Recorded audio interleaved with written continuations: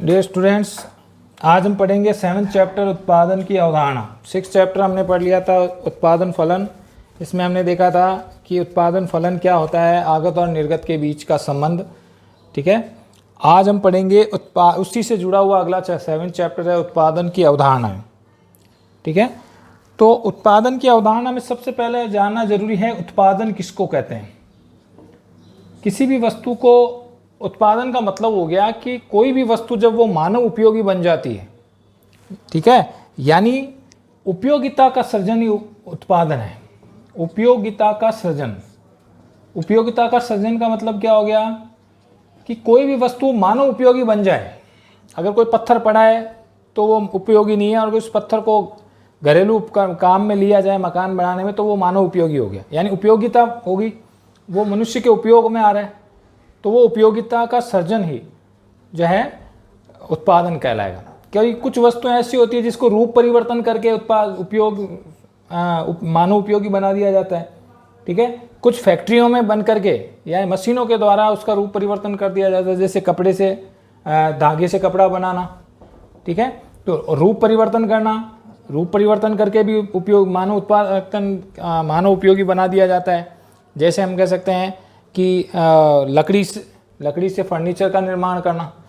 ठीक है, कुछ सीधे एजे से उपयोग लिया जाता है, जैसे सीधे उसी रूप में उपयोग लिया जाता है जिस रूप में काम में लिया जाता है, जैसे खनन, जमीन में से खनन करना। खनन भी उत्पादन की श्रेणी में आएगा, क्योंकि जमीन से निकाल करके और मनुष्य के काम में लिया जाता है। तो सीधा सा मतलब है उत्पादन का मतलब है कि मनुष्य के मानव उपयोगी, कोई भी वस्तु को मानव उपयोगी बना देना ही उत्पादन कहलाएगा, यानी उपयोगिता का सर्जन करना ही उत्पादन कहलाएगा।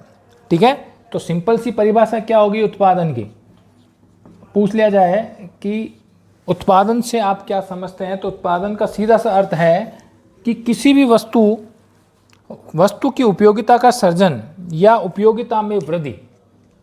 वस्तु की उपयोगिता का सृजन या उपयोगी हो गया ना मनुष्य के, या उपयोगिता में वृद्धि करना, उपयोगिता में वृद्धि करना। ठीक है, या उपयोगिता का निर्माण करना, एक ही बात है। उपयोगिता में वृद्धि करना या उपयोगिता का निर्माण करना ही उत्पादन कहलाएगा। ठीक है, उत्पादन कई तरह का होता है, तो ये सिंपल सी परिभाषा हो गई कि किसी भी वस्तु की उपयोगिता का सर्जन करना, यानी उपयोगिता मतलब किसके उपयोगी, मानव उपयोगी बनाना। ठीक है, या उपयोगिता में वृद्धि करना, जैसे दूध से मिठाई बनाना। ठीक है, दूध से मिठाई बन रही है तो दूध का उत्पादन हो रहा है, दूध से मिठाई का उत्पादन, मिठाई बना करके बेच रहे हो आप, तो वो उपयोगिता में वृद्धि होगी। जैसे सीख से झाड़ू बनाना, तो उपयोगिता में वृद्धि होगी, कारण क्या रहा है, केवल सीखों को इकट्ठा करके झाड़ू बन रहा है, उसको उत्पादन बेच रहा है। ठीक है, या उपयोगिता का निर्माण करना, निर्माण करना मतलब वही हो गया मशीनों के द्वारा उसको जो है मनुष्य के काम में लेने लायक बना देना। ठीक है, तो उत्पादन कई रूप के हो सकते हैं, उत्पादन के कई रूप हो सकते हैं। जैसे किसान के द्वारा क्या किया जाता है, खाद्यान्न का उत्पादन करना, किसान खेतों में खाद्यान्न का उत्पादन करता है। ठीक है, इसी प्रकार कारखाने में कपड़ा बनाना, ये रूप परिवर्तन कर रहा है, धागे से कपड़ा बनाना, तो कारखाने में कपड़ा बनाना ये भी उत्पादन है। किसान मिट्टी वगैरह खनिज उससे काम में लेकर के दवाइयाँ या और जो भी जो है बीज वगैरह काम में लेकर के और खाद्यान्न का उत्पादन, ये भी उत्पादन कहलाएगा। कारखाना में कपड़ा बनाना ये भी उत्पादन कहलाएगा। ठीक है, इसी प्रकार खिलौने या जूते बनाना, तो ये सभी सैकड़ों वस्तुओं का उत्पादन किया जा सकता है। ठीक है, तो ये तो हो गई वस्तुओं का उत्पादन। इसी प्रकार वस्तुओं के साथ साथ सेवाओं का भी उत्पादन होता है। सेवाओं का कैसे, कि जैसे एक डॉक्टर अपनी सेवा दे रहा है, ठीक है, एक होटल का मालिक जो है अपने कस्टमर को अपनी सेवाएं प्रदान कर रहा है। ठीक है, तो सेवा के भी उत्पादन होता है। सेवाओं का उत्पादन कैसे, एक डॉक्टर की सेवा है, एक इंजीनियर की सेवा है, ठीक है, एक अध्यापक की सेवा है, तो ये भी उत्पादन की श्रेणी में गिना जाएगा, क्योंकि इसके बदले उन्हें वो मनुष्य मानव उपयोगी कार्य कर रहा है और उसके बदले उससे प्रतिफल प्राप्त हो रहा है। ठीक है, बैंकिंग, ये सब सेवाएं, ये भी उत्पादन की श्रेणी में गिनी जाएगी। ये वस्तुओं का उत्पादन हो रहा है या सेवाओं का उत्पादन हो रहा है। एक डॉक्टर अपनी सेवाएं देकर के आय प्राप्त कर रहा है, लोगों को राय देकर के, परामर्श देकर के आय प्राप्त कर रहा है। एक वकील कानूनी सलाह देकर के राय प्राप्त कर रहा है, यानी उत्पादन कर रहा है।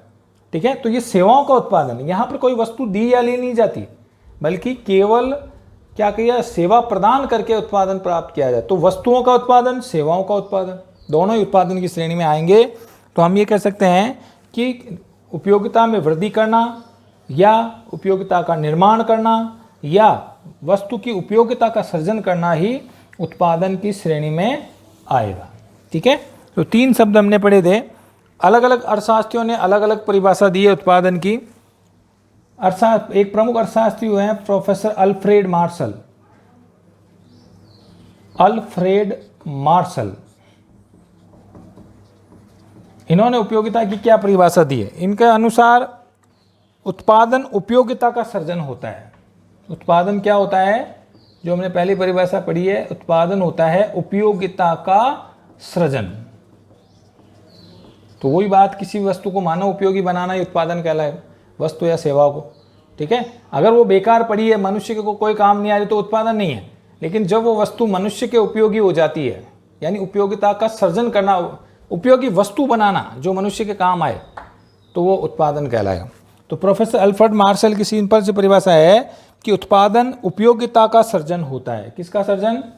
उपयोगिता का सृजन। एक विद्वान और हुए हैं फ्रेजर ने परिभाषा दी है कि उपयोगिता की पुनः स्थापना करना। किसकी? उपयोगिता की पुनः स्थापना करना। पुनः स्थापना मतलब क्या हो गया कि वो वस्तु उपयोगी तो है ही, लेकिन वो काम में नहीं आ रही है।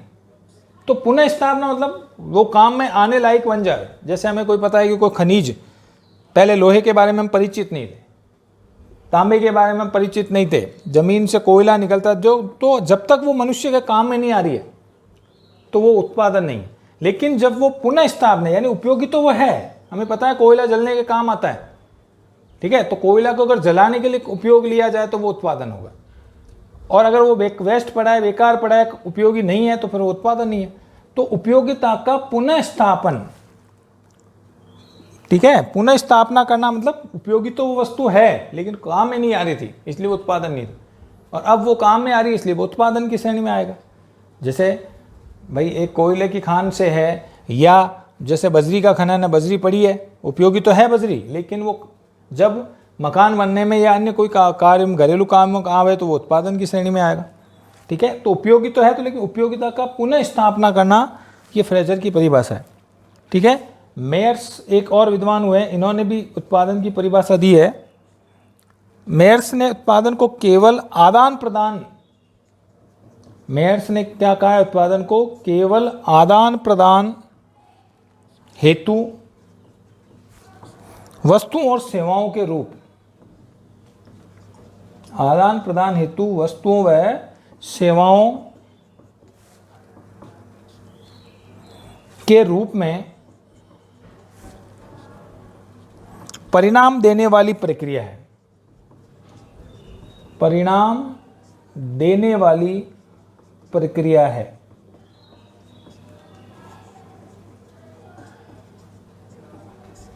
ठीक है, ये अलग परिभाषा है कि किसी भी वस्तु या सेवा, यानी आदान प्रदान हेतु, यानी आदान प्रदान का मतलब किसी वस्तु को बेच करके, बेचना यानी आदान प्रदान करना। ठीक है, एक उत्पाद, दुकानदार क्या करता है? आपको वस्तु बेचता है, उसके बदले आप जो उसको पैसा देते हो, तो वस्तु का आदान, वस्तु और सेवाओं का आदान प्रदान हो गया। तथा आदान प्रदान के रूप में परिणाम देने वाली प्रक्रिया, यानी उसका रिजल्ट निकलना चाहिए। अगर कोई वस्तु हमारे काम की नहीं है तो उसका रिजल्ट नहीं आएगा। लेकिन जब हमें मकान बनाना है तो हमें चाहिए ईंट चाहिए, पत्थर चाहिए, चूना, सीमेंट चाहिए। ठीक है, तो उसका परिणाम प्राप्त हो रहा है, परिणाम देने वाली प्रक्रिया है। भाई ईंटें, पत्थर, बजरी, इन सब को मिला करके मकान खड़ा हो गया। ये सब चीज़ें अलग अलग थी, लेकिन उसको आपने रूप दे दिया, यानी परिणाम देने वाली प्रक्रिया में ले गया। अगर पत्थर, बजरी सब अलग अलग पड़े तो वो परिणाम प्राप्त नहीं होगा, लेकिन उसका रिजल्ट प्राप्त हो रहा है। यानी लेन देन करने, कोई भी वस्तु जो लेन देन की जाती है, किसी भी वस्तु और सेवाओं का जो लेन देन की जाती है और उसका परिणाम प्राप्त हो रहा है, तो उसे हम कहेंगे उत्पादन। ठीक है, तो इस प्रकार उत्पादन क्या है एक्चुअल में, तो ये अलग अलग परिभाषाएं हैं। एक्चुअल में उत्पादन जो होता है वो क्या होता है, वस्तुओं और सेवाओं का प्रवाही उत्पादन है। वस्तुओं व सेवाओं का प्रवाही उत्पादन है। सेवाओं का प्रवाह मतलब फ्लो, वस्तुएं सेवाएं पुनः बनती है और पुनः उत्पादित होती है, फिर काम में ली जाती है, फिर बनती है। ठीक है भाई, जितने भी उत्पादक करता है वो क्या करते हैं, वस्तु बनाते हैं, बेचते हैं, फिर वो नई वस्तु बनाते हैं, फिर बेचते हैं। इस तरह वस्तु और सेवाओं, उत्पादन एक ही बार वो नहीं है, एक बार कर दिया और खत्म, बार बार उत्पादन होता है और इसका एक प्रवाह के रूप में होता है। एक फैक्ट्री में एक मोटरसाइकिल बनाने वाले कंपनी में इस साल 50 मोटरसाइकिलों का उत्पादन किया, ठीक है, फिर अगले साल 60 का किया, फिर अगले साल, यानी एक बार बना करके छोड़ देना उत्पादन नहीं है, ये लगातार चलने वाली प्रक्रिया है। तो वस्तुओं और सेवाओं का प्रवाह ही क्या कहलाएगा, उत्पादन कहलाएगा। ठीक है, तो इसमें क्या होता है, सबसे बड़ी बात ये होगी कि ये एक विशेष प्रक्रिया है। उत्पादन क्या है, एक विशेष प्रक्रिया है जिसमें क्या किया जाता है, मानवीय आवश्यकताओं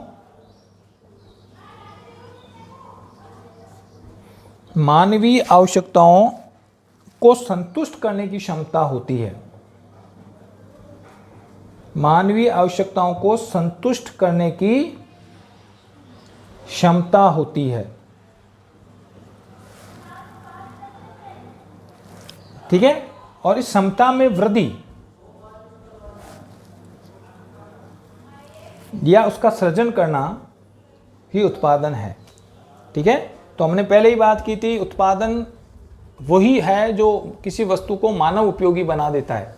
ठीक है, तो वस्तु और सेवाओं का उत्पादन एक ऐसी विशेष प्रक्रिया है, उत्पादन विशेष प्रक्रिया के माध्यम से किया जाता है। ठीक है, जो मानवीय आवश्यकताओं को संतुष्ट करता है। ठीक है, मैंने कहा था जब तक वो मनुष्य उपयोगी नहीं है तब तक वो कोई काम की नहीं। एक लकड़ी पड़ी है तो वो मानव उपयोगी नहीं है, लेकिन लकड़ी से फर्नीचर बन गया, वो मानव उपयोगी बन गया। ठीक है, तो मानवीय आवश्यकताओं को संतुष्ट पूर्ण करता है वो, और उसकी क्षमता में वृद्धि करता है। ठीक है, उसको, क्योंकि जब तक वो काम में नहीं आएगी मनुष्य की, वो उत्पादन की श्रेणी में नहीं रखे, तो इससे क्या होगा, मानवीय आवश्यकताएं पूरी होती है और उसकी क्षमता में वृद्धि होती है या उस क्षमता का सृजन होता है, तो ये उत्पादन कहलाएगा। तो ये उत्पादन की परिभाषा है। अब तक अल्फ्रेड मार्शल की पढ़ी थी, फ्रेजर की पढ़ी थी, मेयर्स की पढ़ी थी। ठीक है, तो ये उत्पादन का अर्थ हो गया, उत्पादन किसको कहते हैं, इसके बारे में चर्चा कर ली हमने।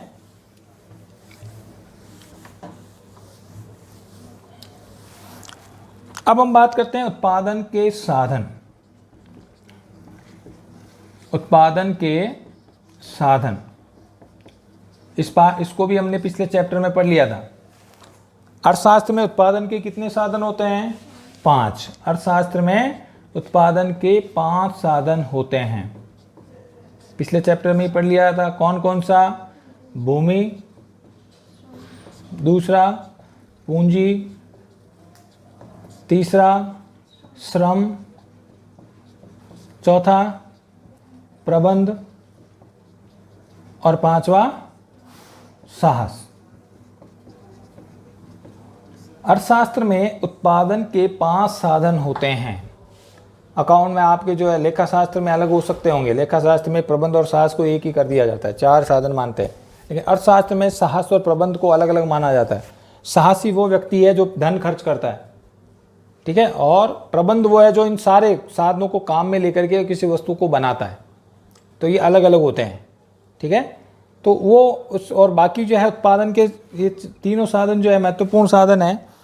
इस प्रकार कुछ साधनों को, इन 5 साधनों के जो है सहयोग से उत्पादन किया जाता है। ठीक है, तो उत्पादन के साधनों को और किस नाम से जाना जाता है, उत्पादन के साधनों को उत्पादन के साधनों को और किस नाम से जाना जाता है, आधा यानी इनपुट। इन सब इनपुट से क्या प्राप्त होगा, आउटपुट यानी उत्पादन। प्रदा कह दो या उत्पादन कह दो। तो आधा के सहयोग से क्या प्राप्त होता है, प्रदा प्राप्त होता है, यानी इनपुट से आउटपुट बनता है। इनपुट को जो है प्रयोग करके आप आउटपुट प्राप्त कर सकते हो। इतनी भूमि, इतनी पूंजी, इतने श्रम, इतना साहस, इन सब से मिला करके और उत्पादन होता है। उत्पादन के 5 आवश्यक साधन गिने जाते हैं। इनमें से एक भी साधन नहीं है तो उत्पादन नहीं होगा। ठीक है, जैसे आपके पास भूमि है और श्रम है लेकिन पूंजी नहीं है, पैसा नहीं है, तो मशीनें कैसे खरीदोगे, कच्चा माल कैसे खरीदोगे? आपके पास पूंजी है, श्रम भी है लेकिन भूमि नहीं है, ज़मीन नहीं है, तो फिर आप अपना फैक्ट्री कहाँ डालोगे या कहाँ उत्पादन करोगे? हवा में तो उत्पादन संभव नहीं है। ठीक है, अगर आपके पास पूंजी है और भूमि भी है लेकिन श्रम नहीं है तो उत्पादन बिना श्रमिक के कैसे करेगा? तो इस प्रकार उत्पादन के 5 साधन होते हैं और 5 ही साधन महत्वपूर्ण साधन होते हैं। ठीक है, अब इनकी विशेषताएं पढ़ेंगे अपन। तो यहाँ पर पढ़ा उत्पादन के कितने साधन होते हैं? 5। ठीक है, अब इनकी विशेषताएं क्या होगी, एक एक करके हम इसकी विशेषताएं पढ़ेंगे। तो उत्पादन, अगला हेडिंग है उत्पादन के साधनों की विशेषताएं। उत्पादन के साधनों की विशेषताएं। उत्पादन के 5 साधन होते हैं, 5 को हम एक एक करके पढ़ेंगे। सबसे पहला जो साधन है वो है आपके भूमि। भूमि को इंग्लिश में कहते हैं लैंड।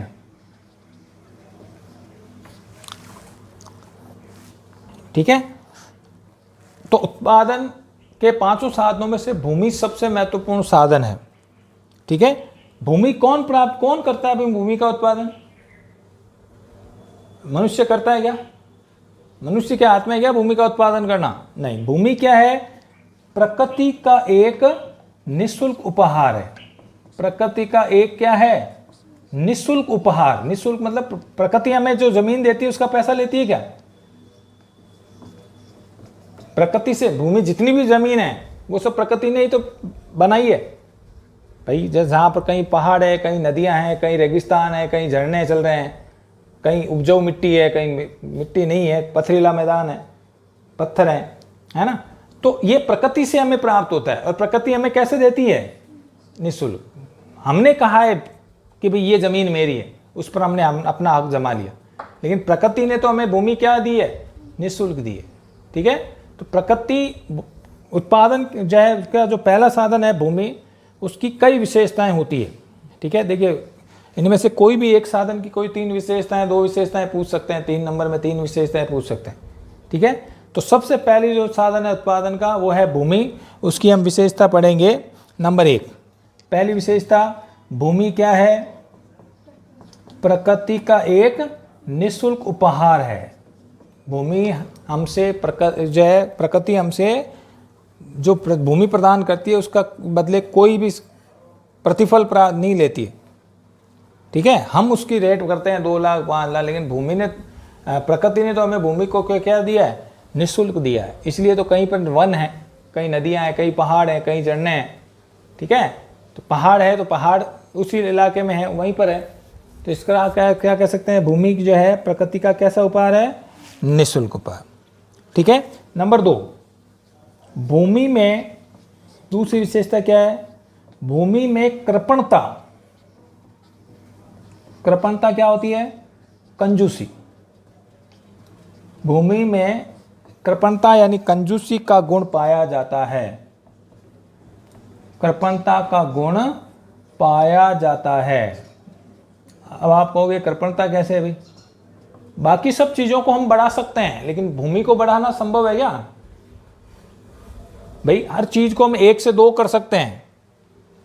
ठीक है भाई, एक चीज से 2 चीजें बना सकते हैं, लेकिन भूमि को डबल किया जा सकता है क्या? भूमि को कहीं इधर से उधर ले जा सकते हैं क्या? तो भूमि जो है वो क्या है? भूमि में क्या है? कृपण यानी कंजूसी का गुण है। कृपणता का मतलब है भूमि सीमित है। इसलिए तो कहते हैं हम जनसंख्या पर दबाव बढ़ता है कि भाई जमीन जो अगर 2 बीघा प्लॉट जमीन है तो 2 बीघा से 2.5 बीघा नहीं होगी, 2 बीघा ही रहेगी। वो उसको खींच कर बढ़ा सकते हैं क्या? भूमि सीमित है, उसी जमीन पर हमें रहना है। ठीक है, इसलिए कहते हैं प्लॉटों के भाव क्यों बढ़ रहे हैं? क्योंकि वो जमीन तो उतनी है, रहने वाले ज्यादा आ गए वहां पे। तो भूमि क्या है? सीमित है। कृपणता मतलब क्या हो गया? भूमि उत्पादन का एक सीमित साधन है। कैसा साधन है? इसको बढ़ाया नहीं जा सकता, असीमित नहीं किया जा सकता। ठीक है, जो जहां पर जमीन है उतनी वही रहेगी, उसको बढ़ाना संभव नहीं है। ठीक है, तो भूमि में कैसा गुण पाया जाता है?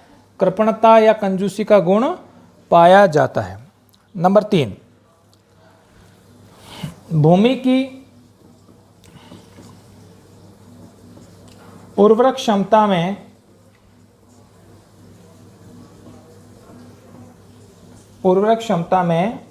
भिन्नता होती है। भूमि की उर्वरक क्षमता में क्या होती है? भिन्नता। हमने यही पढ़ा है कि भूमि की उर्वरक क्षमता सब जगह एक जैसी जमीन है क्या? कहीं पर सिंचित जमीन है, कहीं उपजाऊ जमीन है, तो कहीं अनुपजाऊ जमीन है, कहीं पर पहाड़ी में पथरीला जमीन है, ठीक है, कहीं पर। तो भूमि में जो है उर्वरक क्षमता क्या होती है? अलग अलग होती है। इसीलिए एक खेत में फसल अलग होती है और उसके पड़ोस में खेत है जो उसकी अलग होती है, क्योंकि उसकी मिट्टी की प्रकृति अलग है, ठीक है, उसकी मिट्टी कैसी है। तो उर्वरक क्षमता एक, उतना ही सब संसाधन हम एक ज़मीन पर लगाएं, उतना ही संसाधन दूसरी ज़मीन पर लगाएं, तो उसमें दोनों में एक समान उत्पादन होगा क्या? संभव नहीं, क्योंकि कहीं पर उपजाऊ ज़मीन है, मिट्टी अच्छी है, तो कहीं पर उसी के पड़ोस में जो है मिट्टी अनुपजाऊ है, तो कहीं पर, इसीलिए हम कह सकते हैं कहीं उपजाऊ ज़मीन है तो कहीं अनुपजाऊ ज़मीन है। तो भूमि की उर्वरक क्षमता क्या होती है? अलग अलग होती है, ठीक है। उपजाऊ क्षमता के गुण के कारण ही, इसी क्षमता के कारण, इसी विशेषता के कारण भूमि को क्या प्राप्त होता है? लगान। भूमि सीमित है और उसकी उर्वरक क्षमता में भिन्नता है। ये दो विशेषताओं के कारण भूमि को, जो कृषि भूमि है, उसको क्या प्राप्त होता है? लगान। क्योंकि सीमित है भूमि, इसलिए उसी सीमित जमीन पर आपको खेती करना है तो आपको लगान देना पड़ेगा। भूमि, कृषि भूमि पर क्या प्राप्त होता है? लगान। और अन्य भूमि पर क्या प्राप्त होता है हमें? किराया। भाई जो रहने की जमीन है तो उस पर क्या प्राप्त, उसके उस इस गुण के कारण सीमित है वो, इस गुण के कारण उसमें क्या प्राप्त होगा? किराया, रहने के लिए। और जो कृषि भूमि है उस पर उत्पादन करने के बदले क्या प्राप्त होगा? उस भूमि को लगान। जिसकी ज़मीन है उसको किराया देना पड़ेगा, लगान देना पड़ेगा, है नहीं? तो भूमि की उर्वरक क्षमता क्या होती है? अलग अलग होती है, सब जगह एक जैसी भूमि नहीं होती, ठीक है। तो ये तीसरा गुण हो गया। नंबर 4, भूमि का पारिश्रमिक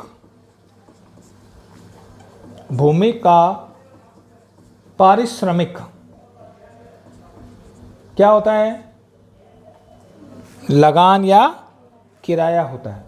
भूमि का पारिश्रमिक, हर एक उत्पादन के साधन का कोई ना कोई पारिश्रमिक प्राप्त होता है उस साधन को काम में लेने के बदले। तो भूमि का पारिश्रमिक क्या है? लगान या किराया होता है,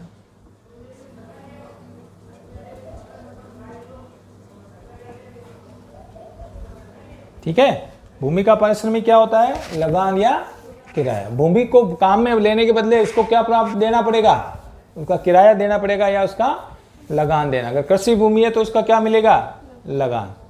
और अगर रिहायशी ज़मीन है जहाँ रहते हैं लोग या जहाँ मकान बने हो तो इसका क्या मिलेगा? किराया, ठीक है। नंबर 5, भूमि उत्पादन का अचल संसाधन है। कैसा संसाधन है? अचल संसाधन, अचल साधन। अचल मतलब भूमि को चलाया जा सकता है क्या? एक जगह से दूसरी जगह ले जा सकते हैं क्या? पूंजी और श्रम तो क्या है? चल संसाधन है। चल मतलब एक जगह से दूसरी जगह जा सकता है, आज यहाँ काम किया कल दूसरी जगह कर सकते हैं। लेकिन भूमि को एक स्थान से दूसरे स्थान पर ले जा सकते हैं क्या? रिया का कोई प्लॉट है तो उसको जोधपुर में ले जा सकते हैं क्या? तो भूमि उत्पादन का कैसा साधन है? अचल। अचल मतलब कांस्टेंट, स्थिर साधन, ठीक है। एक ही जगह रहती है, भूमि को इधर से उधर नहीं चले जा सकता, एक स्थान से दूसरे स्थान पर शिफ्ट नहीं किया जा सकता। भूमि उत्पादन का कैसा साधन है? अचल साधन। तो ये हो गए आपके उत्पादन के जो है पहला साधन जो है भूमि, उसकी विशेषताएं। क्या? भूमि प्रकृति से हमें क्या प्राप्त होती है? निःशुल्क प्राप्त होती है। भूमि में कौन सा गुण पाया जाता है? कंजूसी या कृपणता का गुण, यानी भूमि कम है, सीमित है। कृपणता मतलब सीमितता, तो भूमि में कृपणता का गुण पाया जाता है। भूमि की उर्वरक क्षमता क्या होती है? भिन्न होती है, अलग अलग होती है, ठीक है। और चौथा, भूमि का पारिश्रमिक क्या होता है? लगान या किराया प्राप्त होता है भूमि को काम में लेने के बदले। 5वां, भूमि उत्पादन का कैसा साधन है? अचल साधन है। अचल मतलब भूमि को इधर से उधर एक स्थान से दूसरे स्थान पर ले जाना संभव नहीं है। बाकी उत्पादन के साधन चल साधन है, लेकिन भूमि कैसा साधन है? अचल साधन। ठीक है, तो ये हो गया आपका पहला जो है भूमि की विशेषताएं। उत्पादन का पहला साधन भूमि, उसकी क्या विशेषताएं होती है? 4 विशेषताएं होती है। नंबर 2, श्रम। उत्पादन का दूसरा साधन है श्रम, जिसको हम बोलते हैं लेबर। तो श्रम की क्या विशेषताएं हैं? पहली बात तो श्रम का अर्थ पढ़ेंगे। तो श्रम की विशेषताएं क्या होती है? श्रम का अर्थ है धन या मुद्रा के बदले किया जाने वाला शारीरिक या मानसिक कार्य। किसके बदले? श्रम। श्रमिक मतलब कौन है? जो धन के बदले, किसके बदले काम करता है? धन या मुद्रा के बदले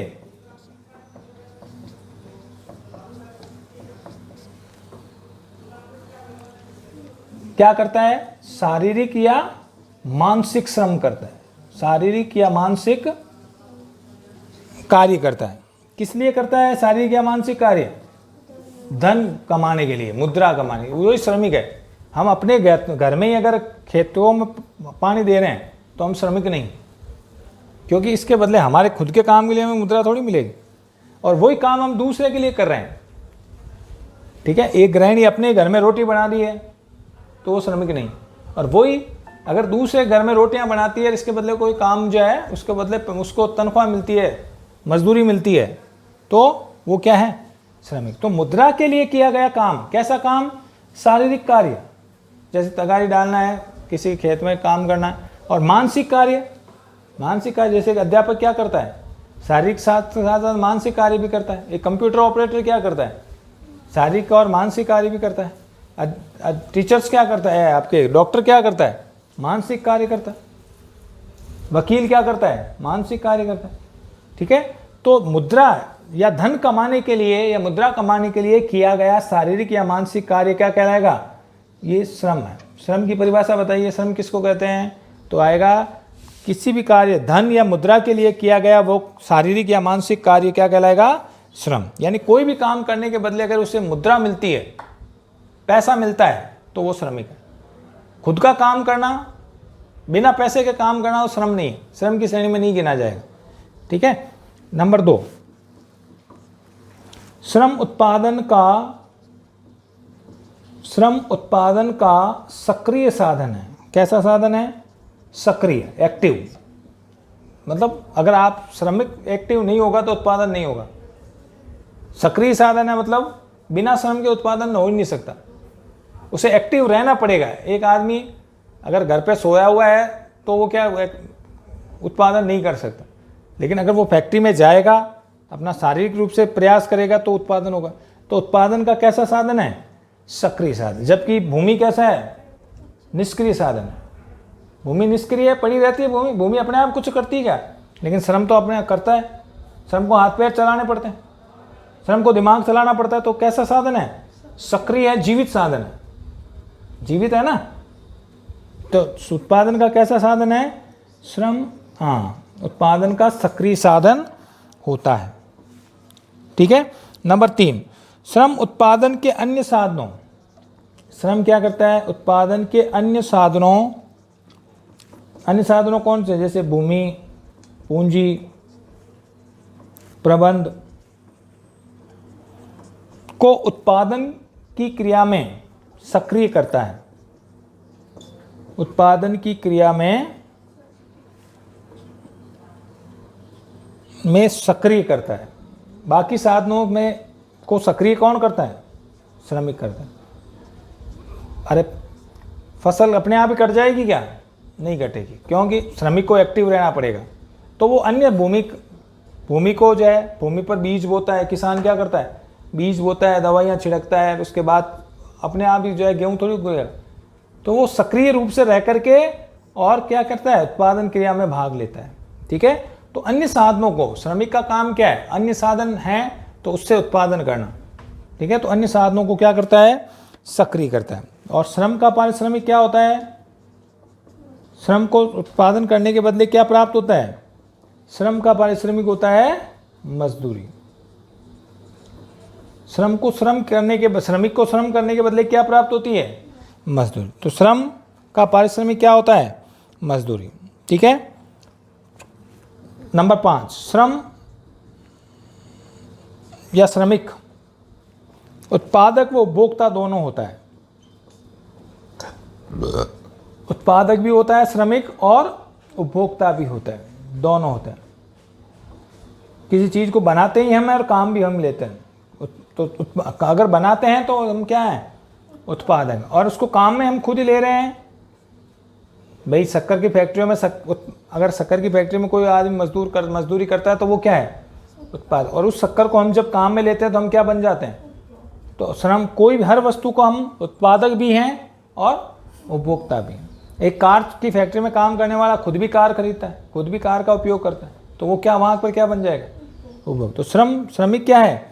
उत्पादक भी होता है और उपभोक्ता दोनों होते हैं। ठीक है। तो हम ये उत्पादन के दूसरा साधन के बारे में हम चर्चा कर ली थी। आज हमने पढ़ा था उत्पादन की परिभाषा और उत्पादन के साधनों की विशेषताएं। तो उत्पादन के साधनों की 2 विशेषताएं हमने पढ़ ली थी। ठीक है। बाकी जो 3 साधन हैं उनका हम चर्चा करेंगे नेक्स्ट क्लास में। आज के लिए इतना ही। धन्यवाद।